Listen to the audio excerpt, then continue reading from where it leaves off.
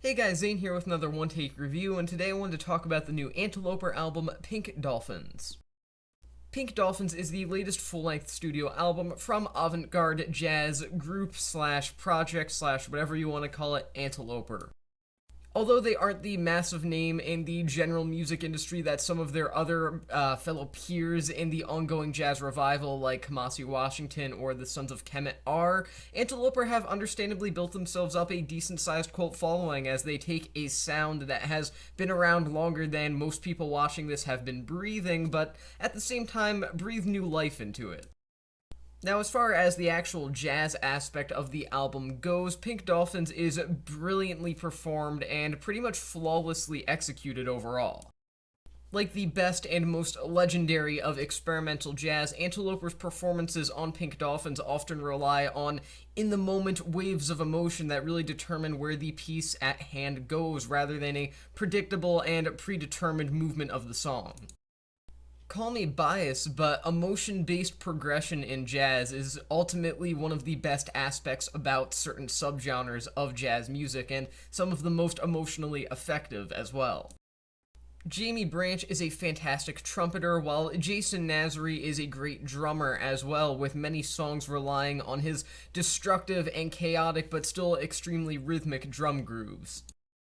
Jeff Parker acts as a much more subtle third wheel to the two concrete members of Anteloper, but his guitar and his bass work are essential nonetheless. The fact that Anteloper often act as more of a three-piece than anything here is definitely interesting, as it sort of goes against the often cited jazz stereotype that it's necessary for 4 or 5 or even 6 different performers to be active on a record, which ultimately affects and improves the jazz minimalism aspect of Pink Dolphins and in turn the album's impact overall. Now, what makes Pink Dolphins truly stand out, though, is actually its electronic influences. If you only listen to the first couple of minutes of this album without exploring the rest of it, you couldn't be faulted for assuming this was some sort of Jean-Michel Jarre-influenced progressive electronic record, just with slight touches of jazz thrown in here or there. Now, don't let me be misunderstood. This is a jazz album through and through. I would call this jazz before I call this electronica or anything of the like relating to electronic music, but still the combination of genres is interesting to hear. Branch and Nasri's usage of synthesizers, along with their more traditional jazz choices of instruments with that trumpet and drums, sees the rawness of the trumpet and drums both contrast and also pair shockingly well with the wonderfully icy escape atmosphere of electronic music and of the synthesizers that are being used here on Pink Dolphins. While the bare-bones concept of the worlds of jazz music and electronic music meeting is definitely not one that's totally original and has been done before by a number of other people for decades at this point, the way that Anteloper go about executing this sound on Pink Dolphins is generally more gripping and overall more interesting than the vast majority of those who have tried it before them. If there is any true major criticism, and I say that with quotations around major, it's that the Pink Dolphins production and mastering definitely could have been a bit more lively, generally speaking. The record was produced by the aforementioned Jeff Parker and was also mastered by the somewhat legendary Dave Cooley. The latter of the two started out working for Smash Mouth and Good Charlotte, among other bands that no one's really talked about in decades.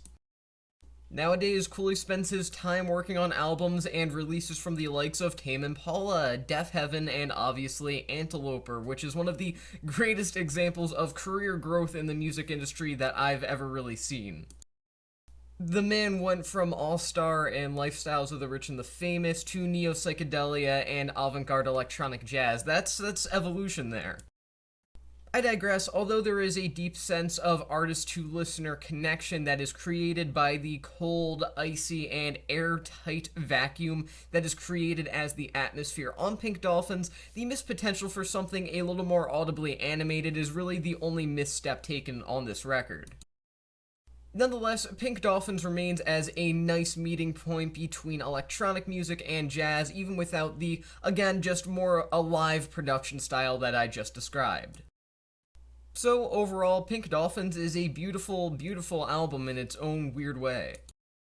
Although there's nothing necessarily new here within the realm of fusion-based jazz music, Anteloper perform with such passion, such sense of self-awareness, and such general conviction that it's hard not to love what they present on their sophomore effort. Of course, jazz seems to be going in many different directions during its current resurrection, just as it did back in its golden age and throughout the 70s and 80s even, from the minimalist, analysis-ready end of the spectrum to the breathtaking maximalist end of the spectrum. They're totally different sounds, but two that are just as valid and just as prominent in the current jazz revival. There's really no telling what you're going to hear next from jazz that will be totally original, or what will be even the next big thing in jazz in the first place. However, if Pink Dolphins were to somehow be the future of the genre, which is unlikely, but hey, who knows, I would have zero complaints about that. This is a fantastic record that I do highly recommend if you're interested in the current jazz scene going on at the movement, and if you aren't interested in the current jazz scene but you do like jazz in general, please go into the current jazz scene more. It is absolutely astonishing what is being done today. There is so much out there right now that's absolutely baffling to see how jazz has evolved over the decades in a relatively short period of time in a cosmic sense. And bands like Anteloper and acts like, as I mentioned at the beginning of this review, Sons of Kemet and Kamasi Washington, and a number of other cats doing similar stuff, or at least stuff within the same realm of jazz. They're just truly doing stuff that's mind-blowing in its own unique way that distances itself from the ways of older jazz while still being rooted in it at the same time. And again, frankly, I just think it's fantastic. So Pink Dolphins, 4.5 stars out of 5. I think Anteloper just did amazing work here overall. So with that being said, that's the end of this review, and that is the end of this review, and I will see you guys in the next one.